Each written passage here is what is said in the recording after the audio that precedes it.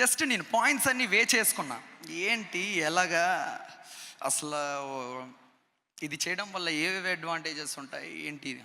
ఇండస్ట్రీలో ఈ మధ్య సెలబ్రిటీల నిజ స్వరూపాలు బయటపడుతున్నాయి. నిన్నటికి నిన్న జానీ మాస్టర్ తనను వేధించాడని ఓ కొరియోగ్రాఫర్ మీడియా ముందుకొచ్చింది. ఆ వ్యవహారం కొనసాగుతూ ఉండగానే ఇప్పుడు మరో బ్లాస్ట్ పేలింది. ప్రముఖ యూట్యూబర్ హర్ష సాయి మీద కేసు నమోదైంది. యూట్యూబ్లో దాదాపు 14 మిలియన్ ఫాలోవర్స్ ఉన్న హర్ష సాయి బెట్టింగ్ యాప్స్ను ప్రమోట్ చేసి 2 చేతులా సంపాదిస్తున్నాడు అంటూ ఆరోపణలు అయితే ఎదుర్కొన్నాడు. ఇక ఇప్పుడు ఓ యువతి హర్ష సాయిపై కేసు నమోదు చేసింది. పెళ్లి పేరుతో 2 కోట్ల రూపాయల వరకు తన వద్ద వసూలు చేశాడంటూ ఆవిడ ఆరోపించారు. ఇప్పటికే ఆమె పోలీస్ స్టేషన్లో ఉన్నట్లు తెలుస్తోంది. హర్ష సాయితో పాటు అతని తండ్రి రాధాకృష్ణపై కూడా బాధితురాలు ఫిర్యాదు చేసిందని తెలుస్తోంది. పేదలకు సాయం చేస్తూ వీడియోలు తీసుకుంటూ సోషల్ మీడియాలో పోస్ట్ చేస్తుంటాడు హర్ష సాయి. ఇలాగే ఫాలోవర్స్ను సొంతం చేసుకున్నాడు. హర్ష సాయి హీరోగా ఈ మధ్య ఓ సినిమా కూడా మొదలైంది. అతనే సొంతంగా ఓ కథ రాసుకొని స్వీయ దర్శకత్వంలో హీరోగా నటించిన చిత్రం మెగా.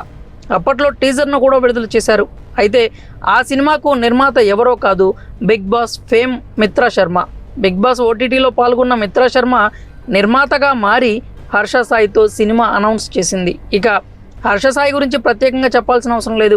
యూట్యూబ్ ద్వారా సెన్సేషన్గా మారాడు. తన కంటెంట్తో ఎన్నో లక్షల మంది అభిమానులను సంపాదించుకున్నారు. పేదవాళ్లకు సాయం చేస్తూ తెలుగు రాష్ట్ర ప్రజలకు బాగా దగ్గరయ్యారు.